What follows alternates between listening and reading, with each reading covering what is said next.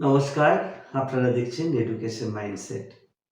প্রায়শই দেখা যায় যে আমাদের সন্তান-সন্ততিরা পড়াশোনা করলেও ভুলে যায়। প্রায়শ অভিভাবক-অভিভাবিকাদের কাছে আমি এই একটি বিষয় শুনি যে তাকে পড়ালেও সে কিন্তু ভুলে যাচ্ছে। বারবার পড়ানো হচ্ছে, তবু সে কিন্তু মনে রাখতে পারছে না। বকাঝকা করা হচ্ছে, নানানভাবে বোঝানো হচ্ছে, কিন্তু যখন কোনো একটি বিষয় তার প্রয়োজন সে কিন্তু মনে করতে পারছে না। আসুন আজকে দেখি যে এইটার কারণ কি। আপনার সন্তানের ক্ষেত্রেও যদি একই সমস্যা হয় তাহলে ভিডিওটা অবশ্যই মন দিয়ে দেখুন।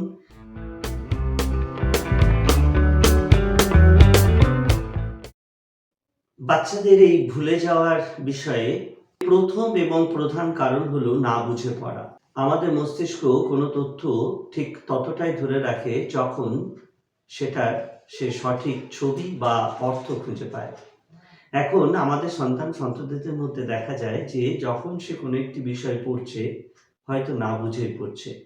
সে অর্থটা হয়তো আত্মস্থ করতে পারেনি বা তার অর্থটা বোধগম্য হয়নি। ছবির সাথে তার মিল হয়নি। সে শুধু পড়েই গিয়েছে। ফলত সে কিন্তু সেই বিষয়টা মনে রাখতে পারে না এবং এটা যদি চলতে থাকে সে মনে রাখতে কিন্তু পারবেও না। মনোবিজ্ঞানী হারম্যান এবিংহাসের ফরগেটিং কার্ভ অনুযায়ী আমাদের মস্তিষ্ক ৮০% ভুলে যায় যদি না আমরা সেটাকে রিভিশন দিই। অর্থাৎ আমাদের সন্তান-সন্ততিদের মধ্যে এটা একটা বড় ত্রুটির জায়গা, সেটা হলো অভ্যাস না করা।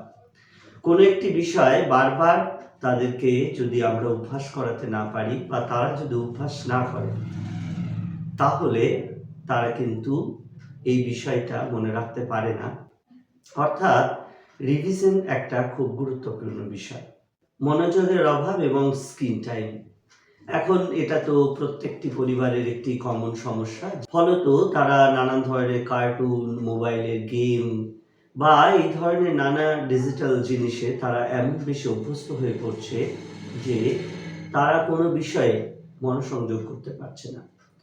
ফলত তারা কোনো গুরুত্বপূর্ণ পড়া বা যে পড়াটা মনে রাখার কথা, সেই পড়াটা কোনোভাবে মনে রাখতে পারছে না। এই স্ক্রিন টাইম অতিরিক্ত ব্যবহার করার ফলে। পড়ার সময়ে যখন গেমের কথা মাথায় ঘোরাঘুরি করে, তখন কিন্তু পড়ার প্রতি ডিপ ফোকাস গড়ে ওঠে না। এই ডিপ ফোকাস গড়ে না ওঠার ফলে সে কিন্তু যে জিনিসটা পড়ছে, সেই জিনিসটা মনে রাখতে পারে না। অর্থাৎ এই যে গেম বা কার্টুন বা স্ক্রিন টাইমের উপর অতিরিক্ত আধিপত্য আপনার সন্তানের মনের, সেইটা কিন্তু তার মনে না রাখতে পারার একটা গুরুত্বপূর্ণ কারণ।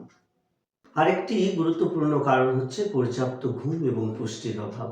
আমাদের সন্তান-সন্ততিদের এখন আমি দেখেছি, আমার অভিজ্ঞতায় বলছি যে আমাদের ছোটরা এখন প্রায় ১১টা, ১১:৩০, ১২টা পর্যন্ত জেগে থাকছে। এই যে তার অতিরিক্ত বাবা-মার সাথে বা বাড়ির বড়দের সাথে অতিরিক্ত সময় পর্যন্ত জেগে থাকা, অর্থাৎ তার পর্যাপ্ত ঘুমটি হচ্ছে না। শিশু বয়সে যে তার পর্যাপ্ত ঘুম প্রয়োজন, তার সঙ্গে তো পুষ্টির ব্যাপারটা আছেই। অনেক পরিবার এখনো ভারসাম্য রেখে পুষ্টি যোগানটা হয়তো শিশুর কাছে পৌঁছতে পারে না। কিন্তু আবার উল্টো দিকে তার পর্যাপ্ত ঘুমটাও হচ্ছে না। ফলে আমাদের এই সকল শিশুদের মধ্যে কিন্তু একটা গুরুত্বপূর্ণ ত্রুটি থেকে যায়। তার অভিভাবক হিসাবে আমাদের কি করার আছে? প্রথমত আমাদের যেটা পড়াচ্ছি সেটা অনেক বেশি ভিজুয়ালাইজেশন করা, অর্থাৎ ছবি দেখে পড়ানো, গল্পের মাধ্যমে পড়ানো। দ্বিতীয় নম্বর হচ্ছে বারবার কোনো একটা জিনিসকে অভ্যাস করা। পড়ানোর পরে সেই বিষয়ে কিছু প্রশ্ন করা, প্রশ্নের উত্তর তার কাছ থেকে খোঁজার চেষ্টা করা। আপনার সন্তান যাতে পর্যাপ্ত ঘুমের বিষয়ে সচেতন থাকে, অর্থাৎ সে যাতে পর্যাপ্ত ঘুমাতে পারে, সেটা খুব ভালো করে নজর দেওয়া। পুষ্টিকর খাবার, অর্থাৎ ভারসাম্য আছে এমন সব খাবার তাকে খেতে অভ্যস্ত করা বা খাওয়ানোর ব্যবস্থা করা। এবং সবচেয়ে বড় ব্যাপার হচ্ছে স্ক্রিন টাইমটাকে কমানো, অর্থাৎ যতটা সম্ভব মোবাইল অ্যাডিকশনটাকে কমানো, মোবাইল থেকে দূরে রাখা বা টিভি থেকে দূরে রাখা, বা টিভির যে সকল নানান ধরনের কার্টুন জাতীয় জিনিস দেখে সে অভ্যস্ত হয়ে পড়ার প্রতি ডিফোকাস করতে পারছে না, সেইখান থেকে খানিকটা ওকে বের করে আনা, এইসব বিষয়গুলো কিন্তু আমাদের অভিভাবকদের অত্যন্ত গুরুত্ব দিয়ে দেখতে হবে। মনে রাখবেন, প্রতিটি বাচ্চার শেখার গতি একদম আলাদা, কাজে ধৈর্য ধরুন এবং তাদেরকে ধৈর্য ধরে শেখানোর চেষ্টা করুন, এবং সবচেয়ে বড় ব্যাপার পর্যবেক্ষণ করুন, অর্থাৎ সে কি চায় আর কিভাবে সে পড়ালে তার মনে থাকার বিষয়টি খুব সুন্দর হচ্ছে এবং ভালো ফল পাওয়া যাচ্ছে, সেই বিষয়টা পর্যবেক্ষণের মাধ্যমে বোঝার চেষ্টা করুন। ভিডিওটি যদি ভালো লাগে অন্যের সাথে শেয়ার করতে ভুলবেন না। সবাই ভালো থাকুন, আপনার সন্তান ভালো থাকুক। আজ এই পর্যন্তই। নমস্কার।